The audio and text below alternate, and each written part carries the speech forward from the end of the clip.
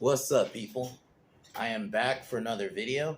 Today, I am reviewing Knock at the Cabin. This is a movie I officially saw last week, but I had already had like movies set and stuff for that week, so that's why I didn't end up reviewing it when I did. But I figured too, I was gonna watch it again today anyway, and I ended up did.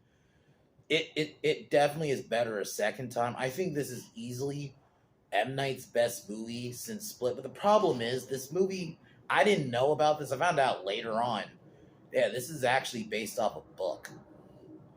So, I'm definitely going to look into finding the book or, like, a way just to read it, even if, like, but, I really thought the premise is interesting.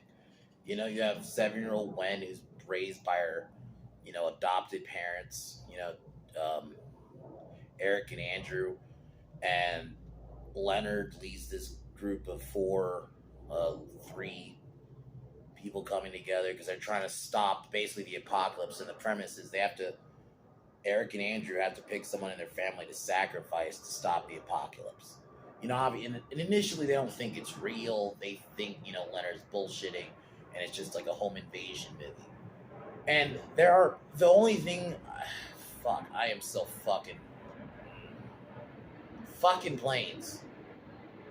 God damn it.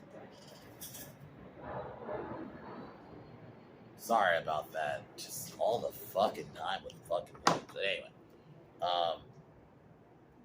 But I'll be honest, going in, I had like no expectations because I had just seen Old, and then we had Glass a couple years ago, and then Old in 2021, which is not that long ago. So I was thinking this is going to be absolute shit. Because I didn't know it was a book at the time. So I thought this was going to be another M. Night fucking vehicle, and it wasn't. I actually thought this was a good movie. But the thing is, I'm wondering, is it good because it's not M. Night's original work? It's not his story. It's based off a book. But just even the problem I'm having with a lot of his movies, he's become he's a meme. How many times have we even Robot Chicken, what a twist. So it is nice to see a movie that's straightforward. But obviously it's not his story, so but overall I think there were some really good performances. I really easily Batista's best role, and it sucks that I may not be the biggest fan of him as a person, but I definitely enjoyed him in this movie. I thought he really did a good job as Leonard. They did lay it on thick though that they're supposed to be the four horsemen of the apocalypse. It's pretty obvious, but whatever. That doesn't ruin the movie or anything. But I thought Batista really was believable. He showed he can be more than just, because he's either the big dumb brute or he's essentially just Drax, but even without the makeup. So he gets typecast. So it's actually good to see him showcase some stuff. I thought Eric and Andrew were good. I really like that in a modern movie. It's nice that they're gay, but they don't make it a big deal, and they don't make it like that. That's all they are, is just they're gay. Like a lot of Hollywood does now, where they take whatever identity and that's all you are. Not going to actually make you even a character. So I actually like that they actually tried. I think Andrew in some scenes, because he's basically the more aggressive of the two, and he has an anger management issue. And my problem was at times he's definitely overacting, especially when he's trying to come off being angry. It just at times it feels a bit over the top, but it doesn't bring down the movie or anything. But it's just some scenes where it is very noticeable. But then I think towards the end he gets better.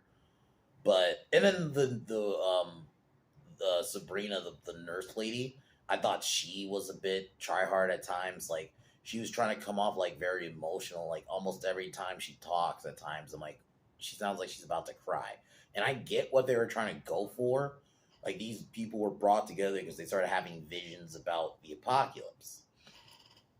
but I like the moment they do get to the apocalypse stuff. I really like where the uh, Redmond, which is Rupert Grint's character, when the family initially refuses to do the sacrifice, he's the first one to get killed. So after he gets killed, then they're like supposed to represent the plague, right? So the first plague is like a tsunami thing, and then the next one was, if I remember right, was like uh,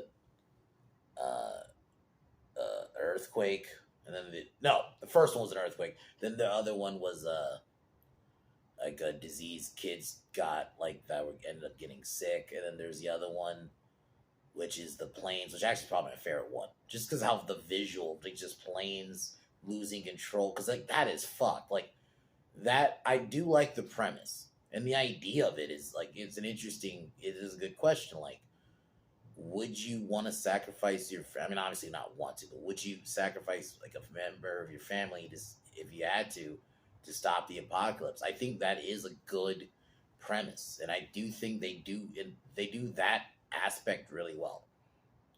My only real main criticism is I think some of the performances at times, some of the lines more are wonky. And then another one I have, and this is granted they don't do this the whole time, but there's some of the camera work at times is weird. Like when Leonard's talking to Wen in the beginning of the movie, there's like this weird like let's do this weird camera angle where we're looking at their faces, but like we're gonna cut from Batista, then cut to Wen. It's like why are we doing that, and why are they so weirdly close to the camera? Why couldn't you just do a regular just shot? It was that's like my only criticism at times. But aside from that, it's the premise is actually interesting, and I gotta give it to M Night. But the thing is, I just kind of now makes me shows me like he just needs to go back to just doing straightforward movies. Sign, one of the things that made Sign so great was straightforward. Yeah, Sixth Sense had a twist, but I feel like maybe he got caught up in the hype of that because people thought the twist for that was crazy. So he just got caught up in the being obsessed with twists, and it's like maybe he just needs to go back to just making straightforward movies, or maybe do more adaptions because yeah, it's like it's night and day. Like just like if he just sticks to doing a concept, and I think he really does that. And at least like in this movie, it doesn't feel like he's sucking his own dick as a writer, like let's say in Lady in the Water and some of his later movies. So at least like he actually made a movie. So and when the little girl I thought did a good job, she didn't feel like, oh, this is just a bad kid actress, you know. So but overall I would give this movie a 7 out of 10, 7.5 maybe. I'll give it a point 0.5. I think the score isn't horrible either. It just M Night just needs to stick to this. Just stop with the twist. Stop being obsessed with twists and just do a straightforward movie that has a straightforward ending. You know, and I think that's why people are like, it's a sign right there. I'm like, it just shows like M Night just kind of go back to just doing that shit.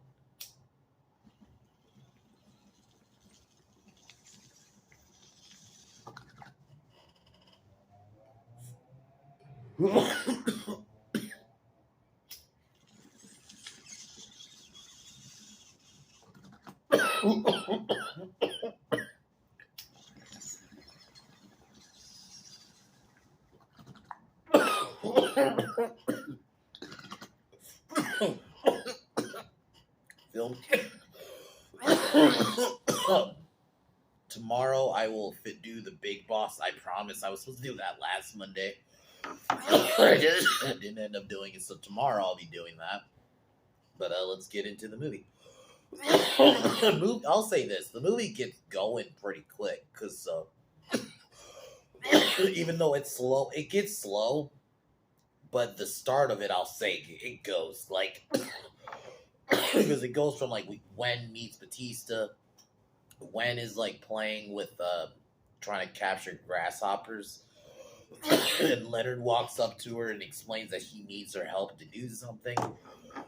Initially, the interaction seems normal, even though yeah, like this. But this is the scene I was talking about where they have like this weird shot camera angle where they're cutting to one of them talking, and it just I'm like, I don't need their face to be unnaturally close to the camera like that. It just looks weird. It's distracting. It takes me out of the movie. Should have just used a regular shot, but whatever. Then in the distance, Gwen starts noticing other people showing up. Batista, I'm gonna say Batista. Leonard tries to tell her family to come out, and this is where we first meet Eric and Andrew, and um, she tries to warn them. Initially, they don't believe her. Well, not believe her. They think it's like a thing, and then they start. Then Batista knocks with the weapon, basically threatens them. Like, I'll say this is a good home invasion movie. Like this portion of the film where they're trying to break in, you're seeing them all trying to climb in, and you're seeing like Eric and Andrew try to lock the house down and preventing them from coming in. It's pretty well done. Sabrina's the first one in. Eric ends up getting concussed, and they all end up getting tied up because Batista manages to get in. I'm gonna call him Leonard. Sorry, it's forced to happen to just call him Batista. Leonard manages to get a hold of Gwen to call Andrew down. They end up getting tied up, and this is where we get the introduction, where they kind of introduce themselves, and this is where we kind of get the concept first being introduced, where one of the family has to sacrifice themselves, and in between this, you would get like flashbacks of what happened, because like throughout the film they mention that Andrew has kind of an anger problem, and then so you get like flashbacks of them together, or like their relationship, them trying to adopt Wynn. You see that I think it's Andrew's parents not accepting of him, obviously, but I do like that they do try to make them actual characters and not just, oh, they're gay and that's all they are, is just gay. So I do like that. The flashbacks, I get why, but maybe not so much. I think there was a bit too much flashbacks at times.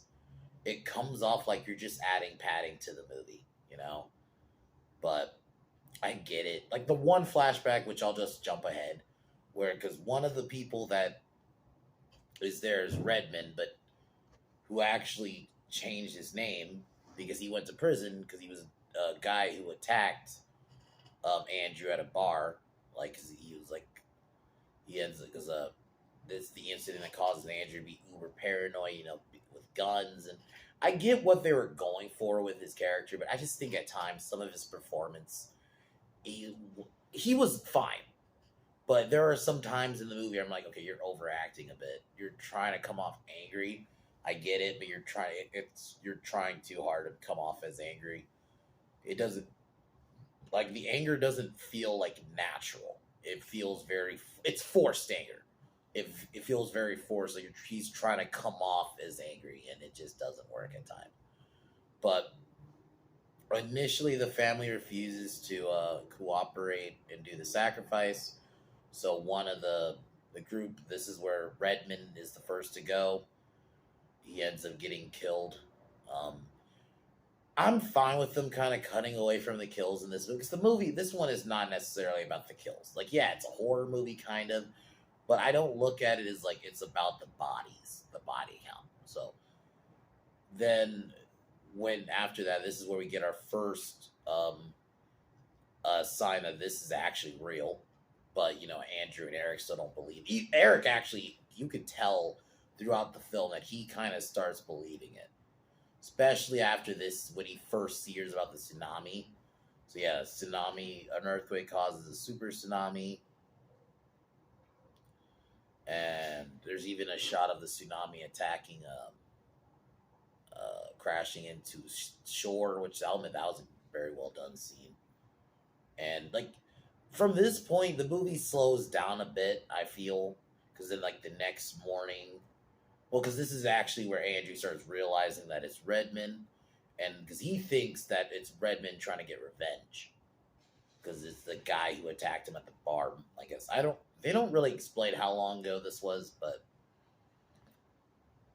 because the next day, Adrienne is next to be sacrificed, who I thought she did a good job. She's the girl who's a cook. because they still refuse to do the sacrifice, and yeah, Adrienne ends up getting sacrificed. And the next disaster to happen is a deadly flu virus which affects kids, and Sabrina tries to convince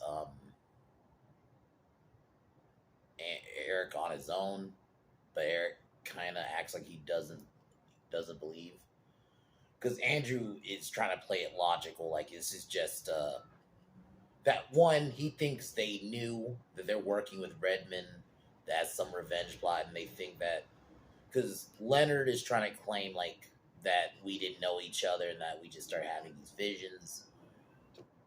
And Eric constant notice that Andrew constantly points out is that Leonard's on his looking at his watch constantly,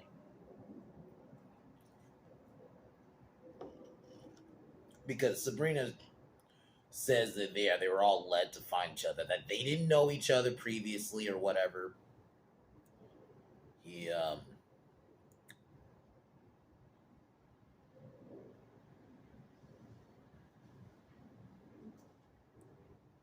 then um, slowly throughout, because the next morning, oh yeah, because Adrienne cooks, this is before she gets killed. She cooks when a breakfast, and one of the things she can use when uses a knife, so she uses the knife to help gives Eric the knife so he can kind of like cut his way out of the ropes. He ends up doing it. Eric ends up like Eric causes like a distraction so Andrew can kind of get away. Sabrina attacks him because it's mentioned that there's a gun in the car or in the truck. Eric manages to get a hold of the truck, holds Sabrina hostage before going back inside, grabbing Batista. And before he can do anything, Sabrina runs back because she ran away earlier from Eric. Or Andrew. Sorry, I'm getting them confused. Andrew ends up shooting um, uh, Sabrina. And this is where we get the scene where we actually see, because we just hear it mentioned and we get a quick shot of Andrew getting hit, but you don't actually see the whole thing. So yeah, it was where we get the actual attack. So yeah, they do cut like, I think that should have probably been the only vision we really needed. I think some of them like the scene where they're singing together. I get it. It's like you need a moment of levity in the movie because the movie is pretty dark for the most part. And I'll say that it is sometimes it's just nice to see a movie take itself a bit seriously for once and not always just, oh, there's some bullshit fucking quip in there. So it is nice sometimes to just see a movie just be straightforward and not have quips and jokes every 5 minutes. So, but this one scene is supposed to be like, because they're singing this. I don't know the actual name of the song. Um, oh, Boogie Shoes. And so I guess that's their song. That's the only reason they played that scene where they're singing it together, because that they're gonna play it in the end. But it's fine.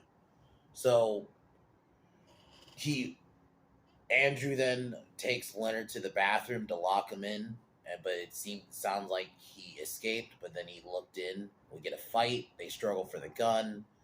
Leonard manages to get the gun.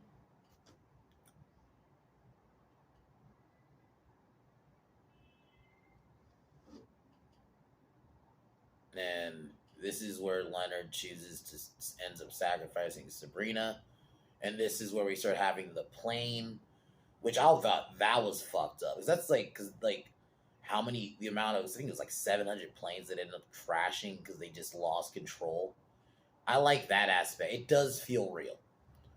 And I do like that it's only a couple characters in the movie. Like, it's not a lot. Like, it's the four horsemen. I'm just going to call them the four horsemen. And then the family. That's it. There's no real other characters you need. So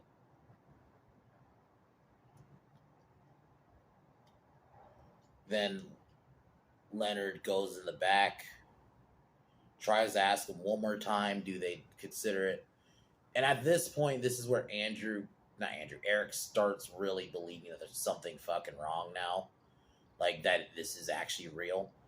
I think that's why I'm also happy it ended up not being an M Night thing, because M Night would have made it some bullshit twist. He would have, if this was actually his story that he wrote, this wouldn't all have been real. This would have, he would have pulled like a village and just, oh, it was all fake, or some, you're in limbo or some bullshit. So I'm happy that this is actually not his story in the sense that he wrote it.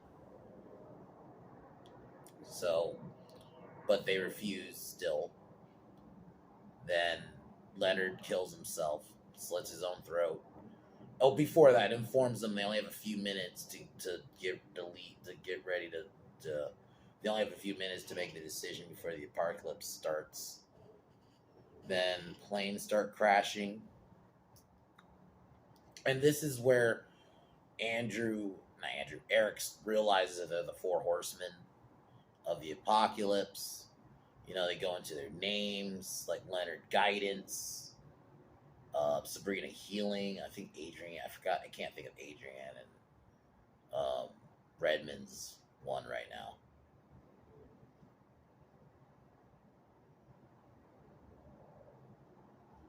So this is where basically, granted, rewatching it, you kind of can predict this now that Eric was going to end up deciding to have Andrew kill him, because one of the things they explain is that you can't kill yourself. So Eric couldn't just kill himself. So he had to get Andrew to kill him, because he had a vision of when he wants and um, Andrew to be happy and actually have an adult life,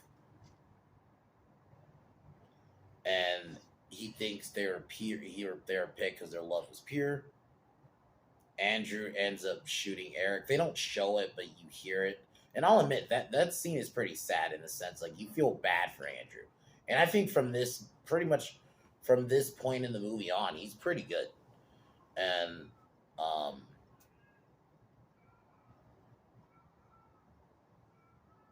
um so if you're hearing wailing, that's my dumb cat. Sorry. But um they end up and winning um when Andrew find the truck with the horsemen's belongings. The disasters have gone down, so it has worked, and they drive off to Boogie Shoes, which is the song to remember Eric by, and yeah. Overall, I really enjoyed this movie. It's an interesting premise. I'm actually shocked it's good, but then again, it's based on a book, so M Night really couldn't have fucked it up. I mean, granny did fuck up Last Airbender, but overall, I think this is an interesting because I it does you can put yourself in that position. Like, would you do that? And I really good performances. I thought Batista did a really. He's probably the MVP of the movie in terms of performances. I think he showed he has range, and he can be more than just big muscle man or just be like a comedy act like Drax every fucking film. Um, I thought the other horsemen did a good job. I like how isolated. I'm a big fan of just isolated. Granted, I don't look at this as horror, but like isolated, just any like suspense in general. I think that's always like an interesting way to take it. Is, oh, you're isolated, you're by yourself, and I think they really do get the home invasion aspect right, and they get going pretty quick. Yeah, once they're tied up and everything, it does slow down a bit, but it's not ridiculous to a point where you feel like you just want the movie to be over. Like, I still feel like you get shit happens and you're not bored the whole time. So I definitely recommend this movie. If you want to, it's only an hour and 40 minutes, I think, something like that. So it's not long. You'll see some decent performances, and this movie does have some interesting questions. One of the things I am happy about with the disasters and stuff, they didn't go into this some bullshit. It's because climate or something like they would most Hollywood would always do with disaster movies now. It's always some bullshit climate thing. So I'm happy they didn't go that route. They don't really explain the origin of the apocalypse. Like they just basically say that it's gonna happen, and you got to make this decision, and that's kind of it. They keep it at that.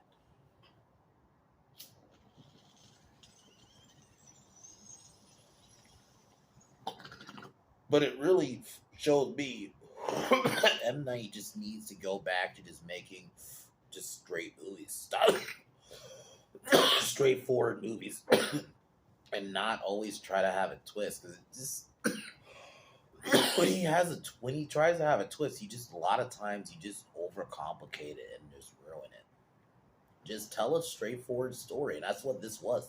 This was a straightforward story. There was no bullshit twist about it.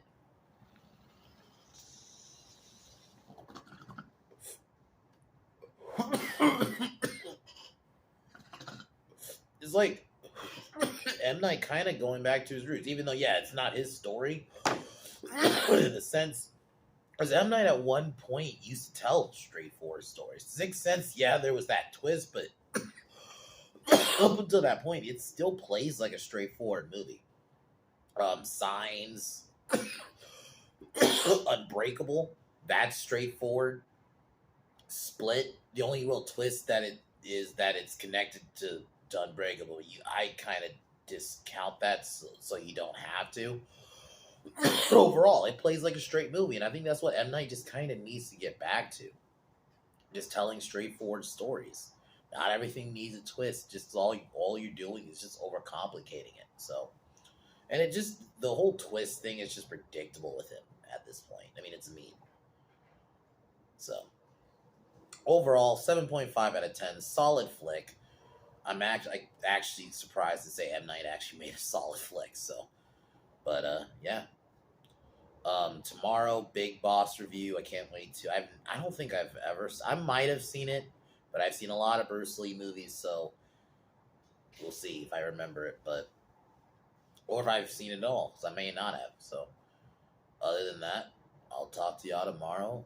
I'd recommend going to see Knock at the Cabin. It's only an hour and a half. It's not too long.